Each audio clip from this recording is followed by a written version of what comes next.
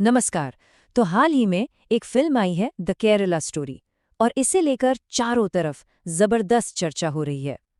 आज हम इसी फिल्म के दावों और उसके पीछे के आंकड़ों की परत दर परत पड़ताल करेंगे, जो भी जानकारी हमें सोर्स मटेरियल से मिली है उसके आधार पर। ये है फिल्म का वो दावा जिसने पूरे देश में एक बड़ी बहस छेड़ दी है। 32,000 लड़कियां। सोचिए, ये नंबर इतना बड़ा है कि इस पर सवाल उठना तो लाजमी है। तो फिर सवाल यही उठता है कि क्या ये आंकड़ा सच है। चलिए आज इस सनसनीखेज दावे के पीछे की सच्चाई को खंगालने की कोशिश करते हैं। अब इन दावों को ठीक से समझने के लिए ना हमें पहले प्रोपेगेंडा के खेल को समझना होगा। मतलब वो तरीके जो इतिहास में बड़े बड़े प्रोपेगेंडा करने वाले इस्तेमाल करते आए हैं। इस पड़ताल के लिए हम इन 3 तकनीकों को एक लेंस की तरह इस्तेमाल करेंगे।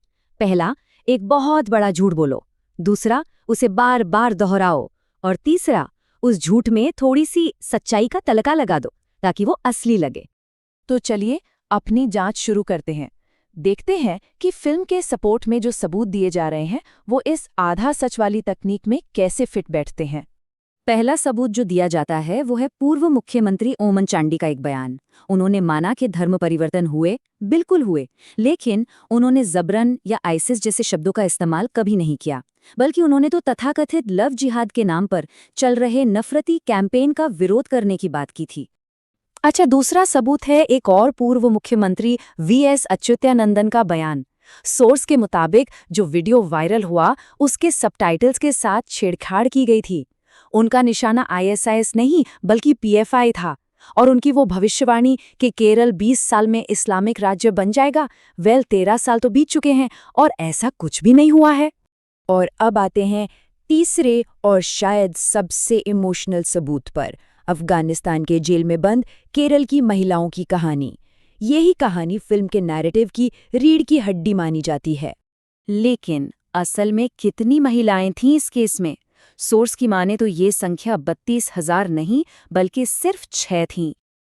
और ये और भी दिलचस्प हो जाता है जब हम इन 6 महिलाओं का बैकग्राउंड देखते हैं।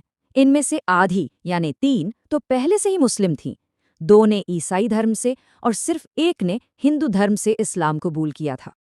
और वो जो एक हिंदू लड़की थी निमिषा नायर, उनका केस भी लव जिहाद के सांचे में फिट नहीं बैठता। क्यों?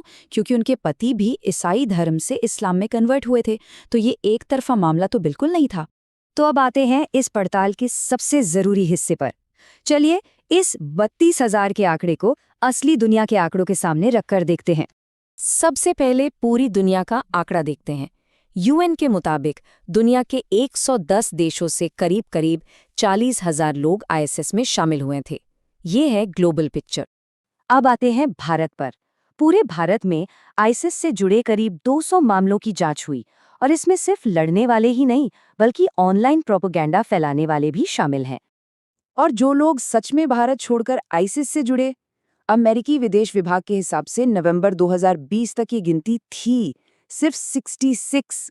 तो सारी छानबीन के बाद जिस कहानी पर ये पूरी फिल्म टिकी है, मतलब दूसरे धर्म से कन्वर्ट होकर आईएसआईएस ज्वाइन करने वाली केरल की महिलाएं, उनकी असली संख्या है सिर्फ 3।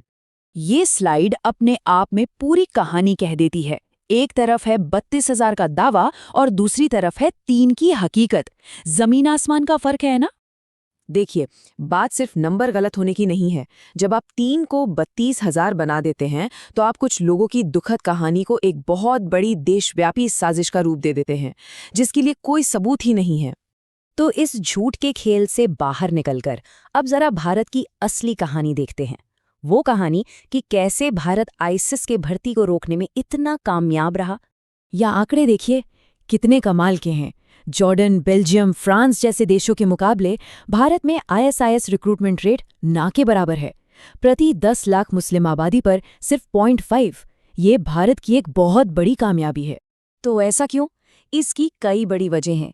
हमारी एजेंसियों का ऑपरेशन पिजन जैसा काम, भारत की अनेकता में एकता वाली संस्कृति जो कट्टरपंथ को खारिज करती है, मुस्लिम धर्मगुरुओं के फतवे, और मजे की बात तो ये है कि आईएसआईएस खुद भारतीय मुसलमानों को कमजोर मुसलमान मानता था। तो आखिर में सवाल ये उठता है कि इस तरह के प्रोपेगेंडा के क्या मायने हैं और ये क्यों इतना खतरनाक हो सकता है। ये जो सोच है कि सत्ता और पैसे के लिए देश को अंदर से तोड़ा जा रहा है, ये हमें याद दिलाती है कि इस तरह की कहानियों का समाज पर कितना गहरा और खतरनाक असर हो सकता है। और इसी सवाल के साथ हम आपको छोड़े जा रहे हैं कि जब झूठ इतने बड़े पैमाने पर फैलाया जा रहा हो, तो सच की रखवाली करने की जिम्मेदारी आखिर है किसकी? सोचिएगा जरूर।